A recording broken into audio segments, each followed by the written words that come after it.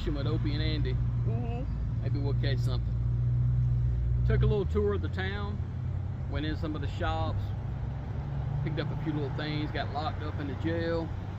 And, you know, we went to Aunt B's last night and ate. It was okay.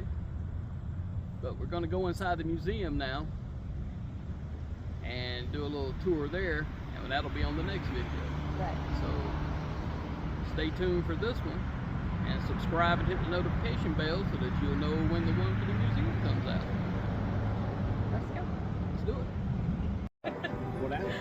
it. Tina got caught stealing chickens and got arrested. I told you somebody's gonna get in trouble. I figured it'd be me and Ted, but... I gotta start learning how to run faster.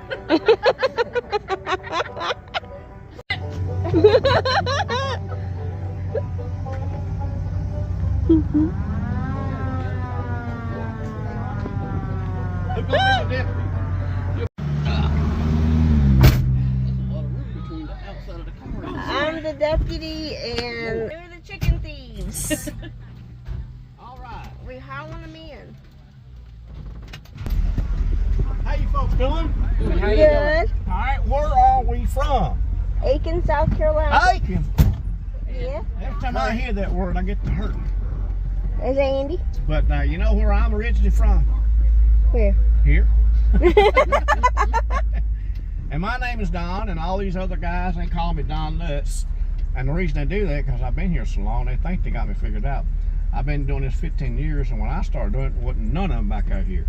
I just love to tell the story about Andy's hometown and show with folks at the same time, have a little bit of fun. Yeah. So when we get back, I hope you can say you've had a few laughs, but you know, we're educated on some things. And the first thing I think you really get a kick out of, separate from a show, it's really iconic. It's some of Andy Griffith's terrific hometown history. It's been on the History Channel several times. It's been on Modern Marvels, but it's the world's largest, the only one like it, the world's largest open-faced granite quarry. You might say, well, what's the big deal about that? They can see it from outer space. They've been mining since 1889, but they've only went down to 40 to 60 feet in 134 years. Wow. And people think, well, they ain't doing anything. I said, no, that's not the story. The reason behind that, I'll share with you over the course. So we'll spend a few minutes on that. Now, we became known as the Granite City because from 1889 to 1930, when they started mining, they built homeless parks that are completely out of stone. And you don't think about looking at that when you're riding around Mount Airy, but up this street, I will point some of that out to you to give you an idea how early some of those homes were built. The church across the street looks like somebody's divine design, don't it? Nope. No, it's the best they could do in 1904. The best they could do in 1904 was blow the stone out of the quarry, drag it over here, and stick together like a jigsaw puzzle. But that absolutely turned out to have some pretty character for a church. But in 1905 or 6, and I've done this on my own time, researched it because ain't nothing written about it. The first precision cut stone church was in 1907 up North Main. So it was either 1905 or 6 they developed the first gang saw to cut that stone. So that's the last one built like that. We'll see one or two more like that, and you'll see a lot of the precision cut as we work our way up to the show. So, Deputy, are you about ready? I'm ready. Well, let's go get somebody. Alright now, Citizens Arrest! Citizens Arrest, where'd you go, Barney? That's your legal U-turn, Citizens Arrest. I love that crazy episode. But as I was saying, you can get an idea how we became known as Granite City when you see some homes to the right there with a little bit of stone in it. Window sills and lintels. The next house, you got your foundations and your steps. Look over here to the left, how much stone in this church. I mean, this house. Oh, that's pretty. Those two were built around 1910, and they were single-family homes, but now they're mostly apartments. The oldest one really doesn't look it, but that yellow one there was built in 1880. But you see the stonework at the steps and pillars? That's the clue that tells you it's at least 330 construction. Same way with the brick house over here to the left. All that stone inserted in that brick, that tells you how old it is. This church here, precision cut, 1910. Has actually developed the saw. Now you can find the stone across this nation by name, and a few years ago my wife and I was up in Pennsylvania, and we stopped at the Hershey Corporation where they make the chocolate. Now while we were there, we realized they had built a brand new corporate headquarters building out of stone. Was we impressed? Well, not really. I mean, when you live in the Granite City, and every corner you turn, you got a granite wall up here to the left of the light where some more homes used to be. Through the light to the right, you're going to see the community building that was built out of stone. And so it's just not a big deal to leave down there and find something out of rock. But you know, we stood there a few minutes to Hershey, and I happened to look around, and there's this big old brass plaque that said the stone comes from this quarry. So then I was impressed. That's pretty cool. And I stood there for another 2 hours. I stood there for another 2 hours like a banner rooster, and that crow did back come. I said, don't forget it. Don't get my hometown. But I think all of you will find this story very interesting. And after that, we'll work our way up to the Andy Griffith story. Now, in 1960, when the Andy Griffith show came on TV, the Ford Motor Company became their corporate sponsor. And their agreement with the show was that each season the show came back on TV, they would give them brand new patrol cars. So every year they took the old cars back in, they turned them into used cars and sold them. And before Andy died, he would have told you, as far as he knows, there are no original cars left on the face of the earth for two reasons. Back then, nobody thought about hanging on to them. The biggest reason, they were never titled to the show. And you might wonder, well, why not? Well, simply it didn't make sense to. And here's the reason. If you was going to title a vehicle to somebody knowing in the back of your mind in a few months you're going to get the thing right back, then that's a lot of title and paperwork you shouldn't have to fool with. All right, the Ford Motor Company loaned them more than 2 or 3 cars every year, so that would have been a huge hassle to fool with all that mess. So what Ford done was let them have vehicles with an open title, no strings attached, as loaners, demonstrators. So once they got it back at the end of the season, all they had to do was strip them down and repaint them. They sold to the public, and when you got out of sight, boom. That's when you lost your realtor trace back to set. So all those sitting there at Wally's, he's got 6 of them, the guy that owns all of them. They're all replicas of the same cars on the show. Now, before they began mining over at the quarry in 1889, farmers used to buy and sell the property amongst themselves, supposedly to raise crops on it. That tells you there it sold a whole lot. But after you bought it, it didn't take you long to figure out you cannot grow corn on rock. So for many years, the property was so worthless to anybody in the area. There were times you could actually buy it anywhere from 15 to 35 cents an acre. Nobody had many use for it in this area. But in 1889, it was 2 Englishmen, the Woodruff brothers. They bought the property, began mining, and ever since the early 1900s, it's been known as the North Carolina Granite Corporation. Now, my dad worked at the quarry from 1947 to 1977, so I was raised on it. Because back in the day, when it had hundreds of employees, they had a lot of rent houses. Well, my daddy rented one for the company, but that's no longer the case. Down through the last several generations, modern technology, computerized machinery has come into play and slowly depleted the workforce down to the point that the home's no longer necessary. So all of them's been destroyed except for one. And it's the one that I grew up in. And it was built just like that church across the Wally's in 1901 out of stone in that rounding fashion. Why, I don't know. And I also thought, well, maybe they're going to keep it and restore it. I found out about a month or so ago that they are planning on tearing it down. But you'll see it, you'll see the roof falling in, the windows falling in, but the stone looks like the day is built 1901. Now the quarry is approximately a mile long and a 3.5 mile wide, and we're sort of right parallel along the length of it. Now right around this curve at the end of the tree line, if you look over your right shoulder, you're going to see where it starts. There's no hole in the ground, there's no water, and because it's not that deep yet, and we work right alongside of it. Right past the little yellow sign, look over your right shoulder. And we sit for a second because there's no traffic behind us, but they run up on this road like a racetrack. So right over your right shoulder, look over. Now, if you look closer to your Fred Flintstone, that ain't working. Oh, wow. Now, in between the mills, you'll see the center of the quarry. And from that tree line down to that stone is all they went down in 134 years. Wow. Here they come. Line them up. And I'll explain that story to you. They drive like it's 35 miles an hour and they do 135. Now, I didn't get too far away from where I grew up. I was still living behind that little patch of trees right there on the back street where I built the home. So all this area has been my front yard for 72 years. Now, right where they're mining, it's estimated to be between 6,000 and 8,000 feet deep.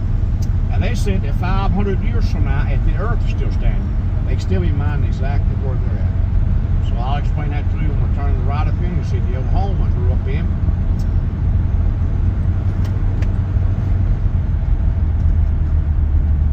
Yeah, they could easily gut it, burn it out, put a new roof on, but no, act like it broke. You live there? Yep, all 11 of us. Yeah, we didn't have families, we had tribes. But I appreciate it, though. We didn't have nothing. That's actually a pretty good sized house. Garbage Yeah. man used to come by and Mama said, tell them to leave 3 cans. Right there it is. Now, that thing ain't changed that much since I was a kid. But now, here's the history on it. They started mining up at that tree line, and it's always come downhill at the same grade you see it laying today, and it stopped at the bottom of the hill. But after 134 years, you can see they went down 40 to 60 feet deep, cut out big old blocks of stone out of it, took it to the mills and processed it, sent it to its location. Here's why this one is shallow. All other quarries around this world are discovered on a small deposit of stone and don't have one direction, as you said. It's straight down. And, you know, you got to be careful how close you get to the perimeter of them, or things will start happening like they did in Salisbury. In Salisbury, North Carolina, there's a rare pink mine down there, and they mined that sucker forever because it was so rare. But they should have quit long before they did, because it got to a point that the walls began caving in occasionally, and employees losing their life. And they were so compassionate. They waited until 32 people died before they closed it. Wasn't that nice of them? All hard. Now, the other reason those tight quarries are closed, the deeper they get the more water they collect, and the more difficult and expensive it is to pump the water out. So finally, they give up, pull the pumps, it turns into a huge swimming hole, and they'll barricade them off. And in some cases, that's where law enforcement does a lot of training in scuba diving. Here's the simple reason this is shallow. You've seen a lot of stone, you ain't seen nowhere near the extent of this deposit. This deposit extends out from here another 8 miles long and 4 miles wide, close to the Earth's surface. It's under my house. I don't have no basement. Got a solid granite crawl space. And you know what, when you have to work on a pipe, it's on the city of Mount Airy, it's on the Wally summer station, it's on that tree line up here. So this is the only quarry in the entire world has the capability of strip mining back and forth, stepping it down. So that's why they could be here another 500 years. They'll always be able to see it from outer space. And another reason, it's the world's largest. And people said, I didn't know this was here. I said, I don't worry about that. People in Mount Airy don't know it's here. A lot of great information on the internet about it if you brought it up. But I've seen them cut stone out of this quarry for years to build bridges, highways, tombstones, countertops. A lot of curbing goes out of this quarry, especially up north to the colder states. A lot of mausoleums and memorials across the United States in honor of FDR in New York, the Dodge Brothers of Michigan, Fort Knox, 42 buildings in Washington, D.C., and off the Outer Banks of North Carolina is the Wright Brothers Memorial at Kitty Hawk. St. Louis, Missouri, all that arch out there, all that stone come from here. And I've seen it go to a lot of states that the driver, me, neither one could recognize what it was, like Indiana, Dallas, Texas, California, Maryland, New Jersey. All around the states you can find this stone in some shape, form, or fashion. But when you look at it and think about other quarries, you think, well, they ain't got enough stone out of that quarry to build what's in Mount Airy. But that's the big story behind Andy's hometown. Is this deeper? Is this bigger than Stone Mountain as far as granite? Stone Mountain. Georgia. This company used to own Stone Mountain back in 1960. Daddy had to go down there and whatever, go through the information or whatever, and he was mad. And I said, what's Daddy mad at? Oh, he's got to go around and live out of a suitcase one night, and he don't like it. And then it become a state park. But that's the story, except for one more comment. This is where Ernest T. Bass kept his rock collection. I just want you to know what I was lying to you. Ernest T. Smith Speed. Now, I like to start off my presentation of the Andy Griffith Show with Ernest T. for this reason. A lot of people thought Ernest T. was on the show a lot more than he was, but he wasn't on but 5 episodes. Now, it seems longer because the episodes that he was in, he took center stage. Spotlight, it was all about him and the problems he's caused. Plus, he played such an idiot on the show. A lot of people thought in real life the guy got to be a little bit like that in real life. He couldn't be that good an actor, but he was probably the most highly educated guy on that show. He had a lot of degrees behind him. And behind the scenes, Howard Morris, who played Ernest T. Bass, was a writer. He was a director. He was a producer. He was George, the TV reporter, on one episode. And he was the voice for the Leonard Blush radio program on one episode. I heard it again the other night. This is Leonard Blush. And you could tell it's him. He directed some Dick Van Dyke episodes and has in one more ton of movies. So an incredible individual in the film industry throughout his career, received a lot of awards for his work. And I've got a funny little story I'm going to share about him, and being a minute, I think you'll get a kick out of it, about some directing. But now, the show lasted from October the 3rd, 1960 till April 68, 8 years. And the first #1 character to pass away when the show went off TV was Floyd the Barber, Howard McNear. And And he died early in January of 1969 from complications of strokes. And if you kept up with the series, you could see his health decline. Some people did, some people didn't. Because the first 3 seasons, he was real active on the set. Then at some point in 63, I don't know the day, he had a stroke and it paralyzed his left side to where he could never ever walk in like he did to start with. And at first, it left him in a coma. Well, what could it do but take him off the show? Yeah. But now that did not sit well with Andy. Because Andy loved that man to death and the role that he plays before, he loved him to death. And so he went and talked to Howard's wife. He said, Ruth said, if he recovers to the degree I can use him on the show, would that be okay? She said, Andy, that would be an answer to prayer, because they didn't make a ton of money back in those days. So he recovered from his coma. He was alert again. He could speak again, but that was it. He never was ever able to walk again like he did to start with. So when he come back on the show, and you probably noticed it, basically, for the most part, sitting in his chair, out front on the bench, in the courthouse, in cars, in rocket chairs, for the most part. But early on, you might see him standing in some scenes, like next to his barber chair, up against the wall, moves around a little bit. He had to have some kind of assistance because that left side was so weak. But it kept getting weaker, because by the 7th season, he got so weak that he started slurring more. He started having a whole lot of trouble remembering his lines. So basically, in 67, at one point, they finally had to take him off the show. But Andy sure did think the world of him, I know that. And his wife, Howard's wife, was so appreciative of Andy, because there's some scenes where Otis supposedly hurt his knee, fell down and hurt his knee. Him and that lawyer was going to sue the county. At the first of the scene, Floyd's supposed to be at the door post at the front of the courthouse, and Barney's in the back said, come on in, Floyd, and you hear footsteps, clop, clop, clop, clop, clop. The next scene is showing him sitting down at the desk right. He never walked that bench, that desk. So he did a lot of that stuff right there to try to make people think he's, was all right, but he wouldn't. Now the next character or actress in this case that passed away was Frances Bouvier, or Aunt Bee, and she was born and raised in New York in 1902, but she retired and settled in Siler City, North Carolina in 1974. She bought a 17-room, 5-bath mansion, sight unseen, lived there for 15 years till she died in 1989, and when she died, she left a house full of cats and a 66 Studebaker with full flat tires. Now, Frances never married. She had no family. Her cats was her family. And they said that she had a slew of cats, and that she lived in one room of the house and the cats had the rest. And there's no way on the sun I am never in my lifetime going to live in a house 24 hours a day with a pile of cats. And they said when they cleaned that sucker up, they said, man, you had to go in and literally pull the wallpaper off the wall. I'd have quit my job when on welfare. I said, I'm not doing this. God, that had to be a mess. Now, Andy used to do interviews and share with you stories about Frances and what a tremendous actress she was, because in real life, Frances Bouvier was ornery as an old bull, a 100% recluse, and she hated Andy. Had no use for Andy. And Andy said, I don't know what it was. Said she just didn't like me. And we was talking about Ernest T a while ago. Now, she didn't like him either, but it wasn't the character. It was the man behind the character. He was one of the many directors of the show, like Bob Sweeney, Dick Ritter, and others.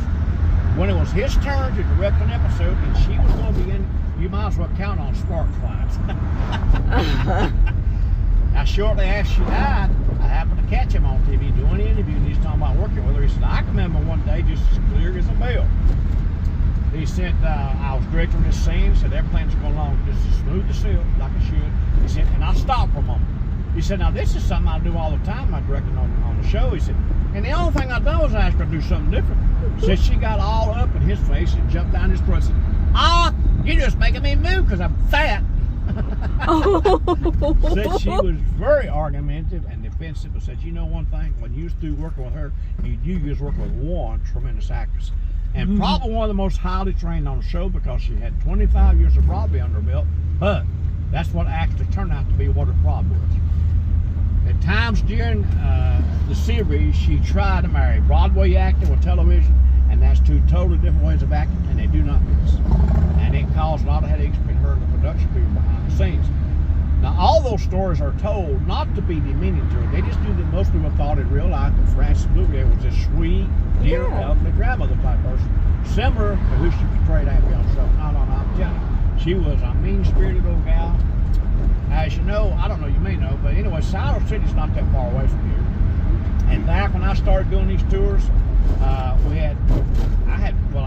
you don't hear of it anymore, but I had several individuals back in the 2000s come in and share with me a personal story where supposedly they had a run-in with it. She was very unfriendly and grumpy, but I was never one that could share those stories with people. I wasn't comfortable with hearsay, so they basically went in one ear and out the other. Well, I'll have to admit, there is one over 12 years ago that one of the four elderly ladies, I mean elderly, not old, ancient. They come in and took a tour with me, and one of them told the story that branded my brain, and I have never been able to forget it. And every now and then it crossed my mind, and I get tickled at it. So finally, sometime back, I said, you know what? I said, some of this stuff you can't write. I said, I don't think that lady made that story up. So I share that one story with people, and just let the public figure out what they believe about it. And anyway, was riding along, and one lady in the middle of the back seat raised her finger on me and said, sir, I can tell you all about that woman. Said she was terrible. Said, see, I'm a retired registered nurse. So I went in her room one day and said, she threw a bedpan at me. And a few weeks ago, this lady in here, she raised her hand and said, I'm a registered nurse, and I can tell you, I believe every word of it. She said, I can tell you some stories about how people do. But anyway, I didn't think it sounded like it was a lie. Now, have y'all seen the mural of Andy? Okay, we'll turn right here and go. I go sometimes, people, I done seen it. So I always ask you before we go. But somebody come about a year or so ago, and I mean, you talking about doing a heck of a job. Different stages of Andy's life. And from what I understand, they supposedly took 2 different colors of gray spray paint. One of the guys that drive the car is not here today. Said he washed it to do it. All I know is the guy's talented. And said he had things on the ground. I couldn't do it if I traced it. But right through this light, and up here, we're going to turn right. At the next hilltop, and on the left building, you're going to see the mural that was painted. Oh, wow. And was that guy good or what? Yeah. Oh my God. Somebody said that place on Andy's chin, that middle as a dimple. I said, yeah. You couldn't miss that. But that's incredible right there. And we got another one up here. You may not know who she is. Donna Fargo, country music singer back in the 70s. Happiest girl in the world. Huh? Happiest girl in the world. In the USA. In the USA. And we'll see her. She's got one down here that dedicated in her honor. Let's see if we get this girl.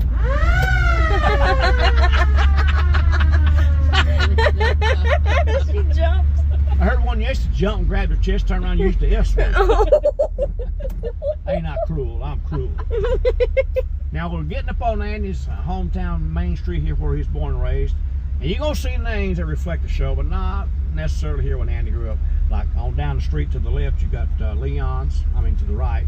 And then right around this corner, probably one of my most favorite places to eat is Barney's. Then we're going to take a left, and through the next slide after that, you're going to run across Walker's Soda Fountain and Opie's Candy Store. But all those names, they were not here as a business. Back of a squad car before. I was watching old jaywalk. And anyway, the 2 days that were here when Andy grew up, where he went to as a young boy, is the Snappy Lunch mentioned on the episode, and the barbershop next door. And the way the show was put together with all those things, before they filmed anything on the Desolate Studios in California, Andy came home here with some of the writers and directors of the show and gave them a 2-week tour. And during that 2-week tour is when they wrote the script of the show. They used to Danny's hometown and went back to California and filmed it. But right there's the mural of her. I seem like somebody said he got $50,000 for doing that. Pretty good, ain't it? Uh-huh. Yeah, my brother went to school with her. She's in her 80s, but you won't hear her tell that. She went to Flat Bar. But right down here to the left is the Earl Theater. Andy used to go there.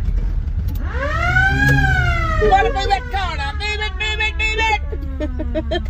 What are they doing? I don't know. I noticed that a lot yesterday. People just stopped, like double park on the side. Citizens arrest! Citizens arrest! Right over there's the barbershop. And next door is the Snappy Lunch. Andy used to go to the Fillion sandwich or hot dog. I used to go get me a breaded hamburger. People say, what in the world is a breaded hamburger? I said, that's where they take half light bread and half burger and save on the burger. I ain't eating that. I said, well, what's no difference between eating a meatloaf sandwich? People do that right there all the time. Mm. All right, now, citizens arrest. You Cape Parker, citizens arrest. Hey now, little one. Now, have you folks been to the Andy Griffith Museum? No. All right, it's up the next street. I'm going to give you a little bit of information to begin with, sort of peak entrance. And it was started by Andy's longtime best friend, whose name was Emmett Forrest, the same name used for Emmett Clark, the Fix Man on the show. If not for Emmett living here his whole life, what you going to see wouldn't exist. Now, again, he and I were awfully good friends for 40 years. So a lot about it he told me. And it's right up over the top of the hill. You'll see it in a brick building.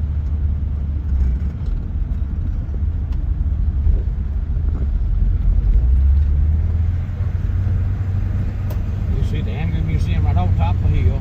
Then after you pass the museum and a clump of trees, be looking to your right. Have your camera ready because I can't stop.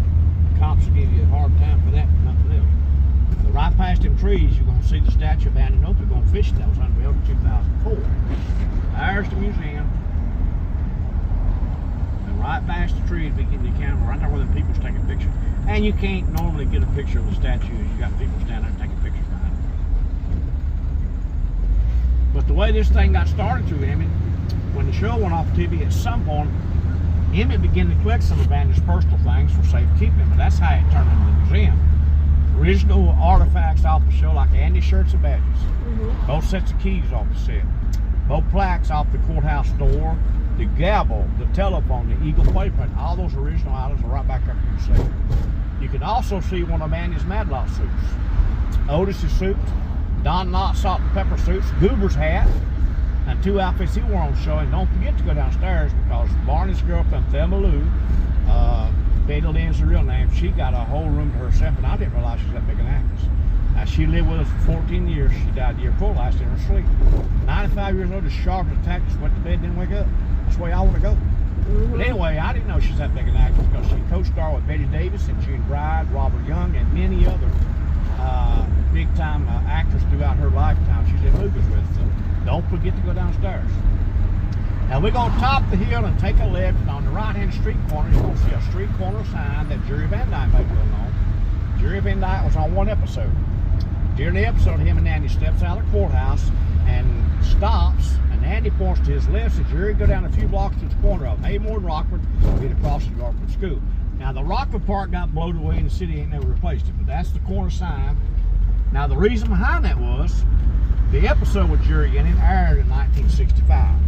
In 1965, Andy's mom and daddy were still living over to the right in that little house. That was where Andy grew up.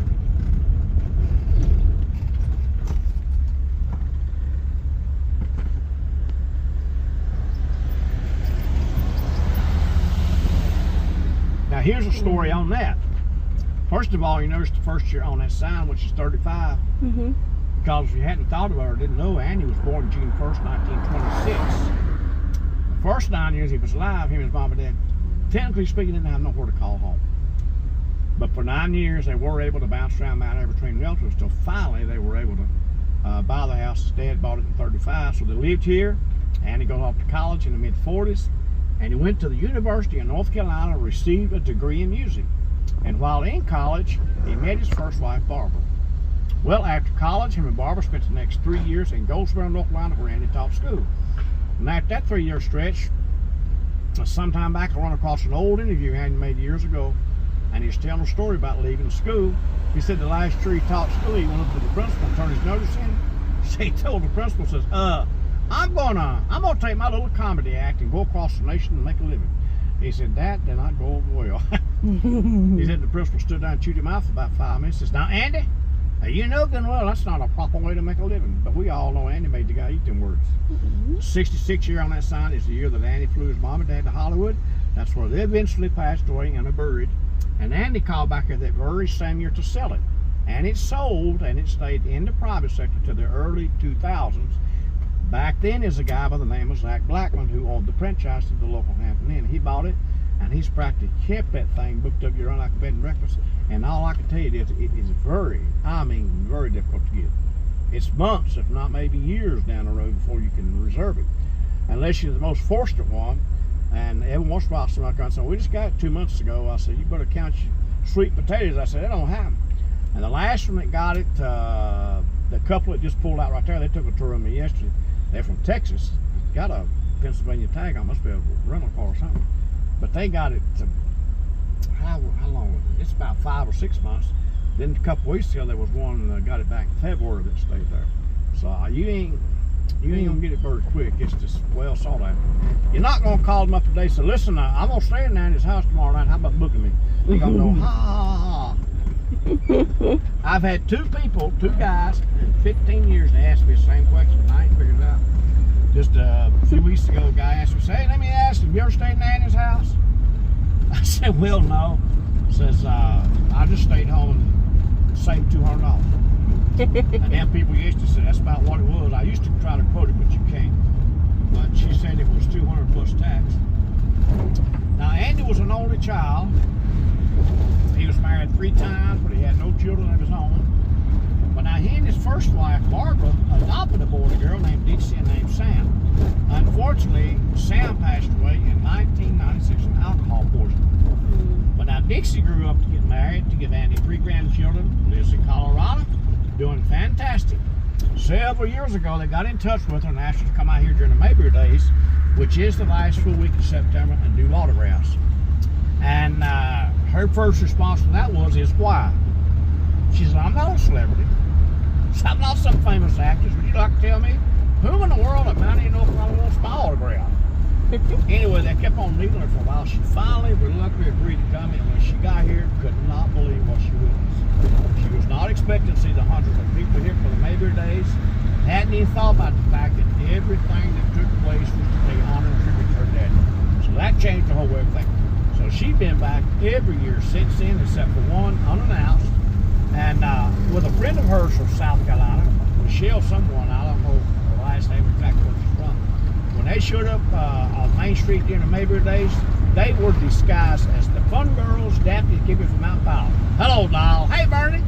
You open that dash right there and you can see a picture of it. Right on top. Now, Andy's daughter's in the yellow. That's Dixie Griffith. She played Skippy. And then the other girl, like I say, from South Carolina, they're just real good friends. But you add to all that right there, the character actors that come in from around the nation. It's hard to believe.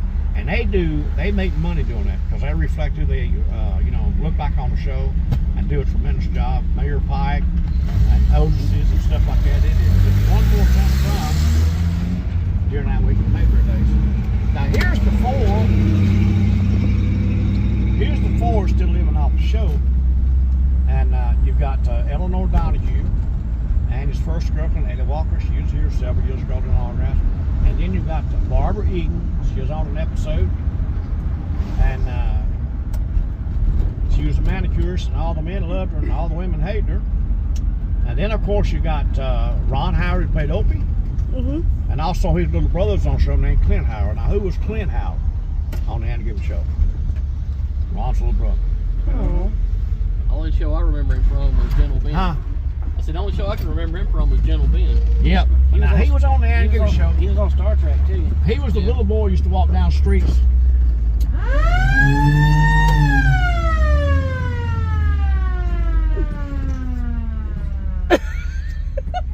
Alright, now move it.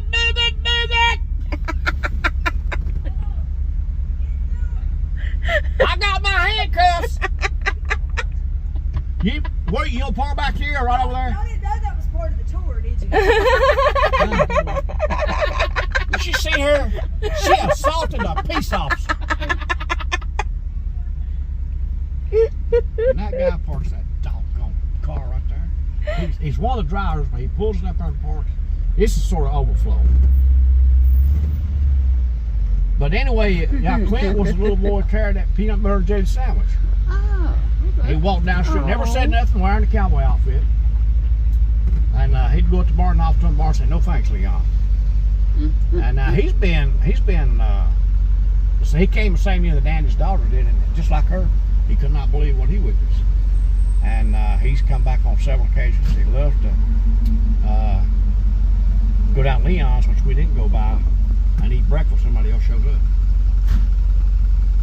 I hope y'all enjoyed the ride. We did. We did. Got a whole knowledge full and a few laughs. That's the main thing.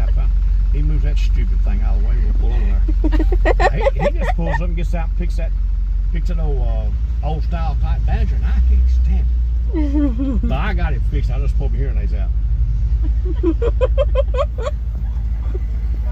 I got my ticket book. I'm gonna write him a ticket. Mikey! Oh, I thought you was getting ready to leave now.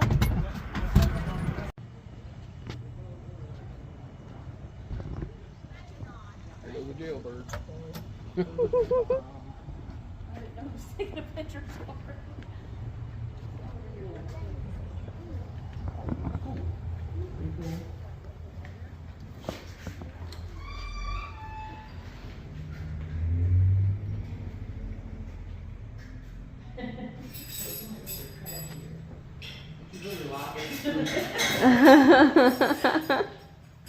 Locking her in. Yep. Alright, let's go have fun. I wonder if they got the set of keys that they filed down that time. That one open too, or no?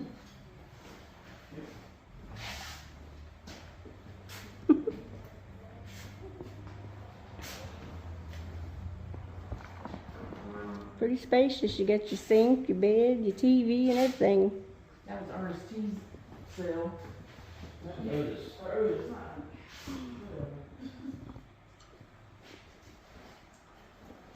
That's pretty neat. Mm-hmm. There's the windows that the old man was looking through when they had the Christmas party. Stand up on the creeks. Here we are at Wally's gas station. We're taking a tour of the town in a squad car. Me and Ted didn't even have to get arrested to get a ride. We just had to pay a little bit. I think it's what, $50 for 4 people? Yeah. So that shakes out to like $12.50 a person. Well worth it. Great stories from a gentleman who's lived here his whole life. Had a lot of good information. A lot of memorabilia and stuff around here, old cars. Actually get to go inside the courthouse and get locked up in a cell. That was always fun to get locked up. I don't know about that, but What do you think, Ted? Well worth it. Very informative. Had a good time. Yep. yeah, we did too. Tina, any thoughts on this? I think I like the information on the quarry. I thought that was pretty cool. Yeah. Tina was the first to get arrested. We'll Yeah. have some photo Yep. and probably I got video. caught stealing chickens. Yep, she did. She got Gotta learn to run handcuffed. faster. That's right. They made a citizen's arrest. She made an illegal U-turn. Our tour guide sounded just like Barney. It was too cool. Yeah, it was a lot of fun. But I think that's going to do it from here on this video from Mayberry. We're going to close it out. As always, we appreciate you watching. If you haven't subscribed, go ahead and do that. Hit that notification bell so you'll know when we're out on another crazy adventure. And check out Ted and Tina's Adventures channel. They have some wonderful footage as well. We're always hanging out together, doing fun things. Getting in trouble. Yeah. Can't go wrong. Well, until next time, guys, Keep dreaming. Bye, everyone. Toasty.